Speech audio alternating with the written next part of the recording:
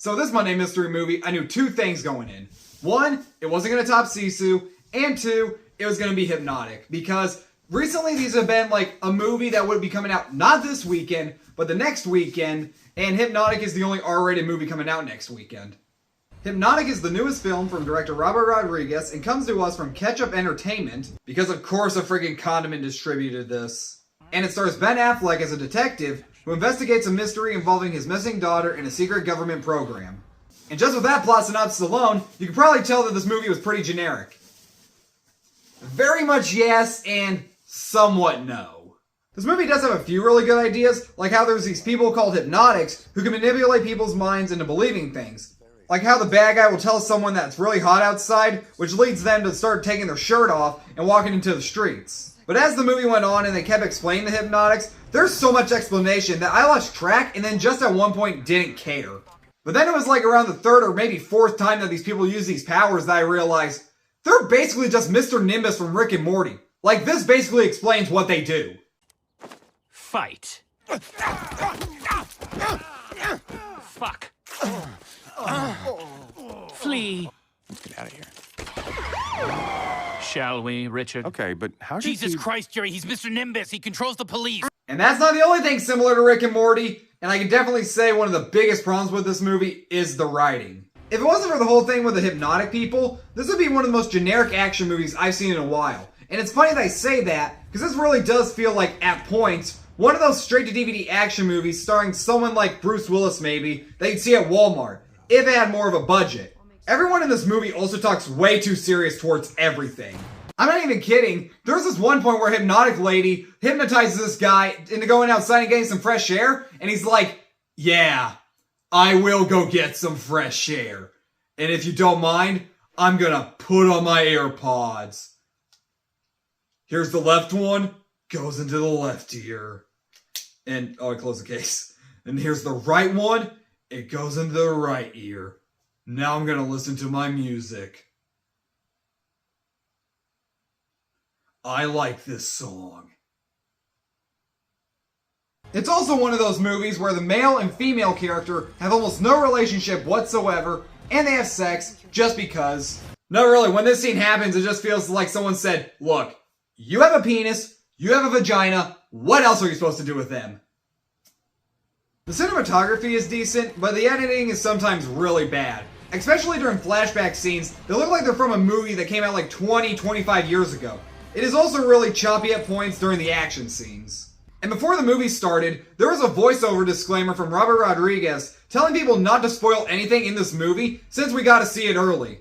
Which got me thinking, has there ever been a good movie that did that? That wasn't like a huge blockbuster movie with a lot of spoilers? Oh, and in this disclaimer, he constantly keeps saying the title like this. Hypnotic. Hypnotic. Yeah, just because you say your title like that does not make it sound cooler. Imagine if I did that. Curious George 2. Follow that monkey. The Shaggy Dog. Twinkle Toes the movie. Oh my god, that exists? I will say this though, the movie does go by at a really fast pace. It's only 90 minutes long, and it really did feel like I was in and out really quickly. It also wasn't boring, and it's not a bad movie, it's just got a lot of problems. It does also have some really funny so bad it's good moments. There's this one scene where the bad guy tells this other guy to ram his motorcycle into a building that Ben Affleck is in, and he rams it into a desk, and he's laying down on the floor and looks up at Ben Affleck and tells him, they're coming for you. But over here is like a very spiky piece of wood that's sticking up. So what does he do? Whee! There's one really funny scene with scissors. There's another great scene where Ben Affleck has to put on disguise so he's not recognized. And what disguise does he put on?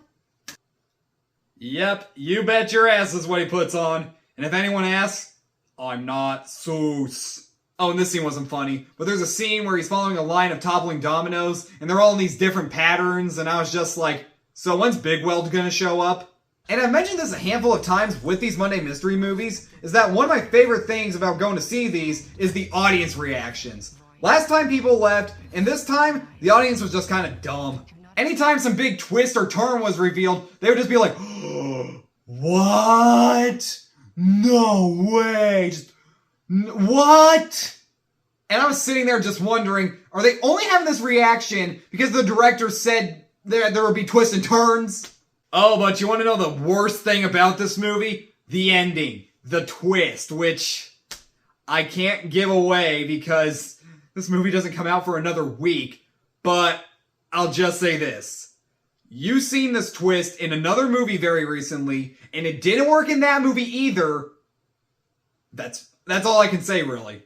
Maybe I'll get into spoilers in the next Monday Mystery Movie video, because by the time that one happens, this movie should be out.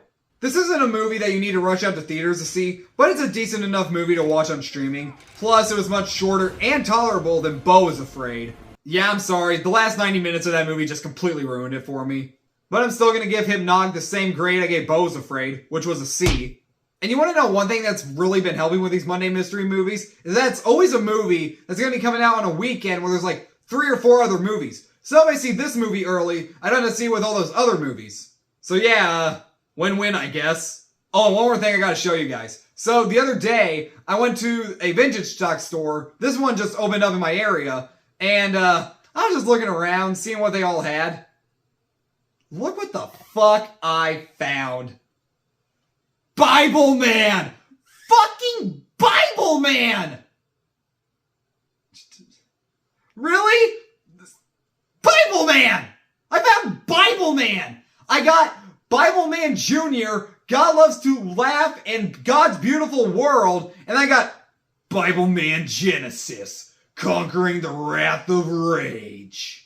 And Bible Man Jr. says it's great for kids 2 to 5, while Bible Man Genesis says it's great for kids 6 to 10. So, shit, I guess I'm too old to be watching this. Also, by age 6, you're too old to be watching Bible Man anyway. But no, if I get the time, I'm totally doing videos on these. Thanks so much for watching, you guys. Subscribe to my channel, like this video, turn on the notification bell, and I'll be back later this week with a review of Guardians of the Galaxy Volume 3. And I'll see you then.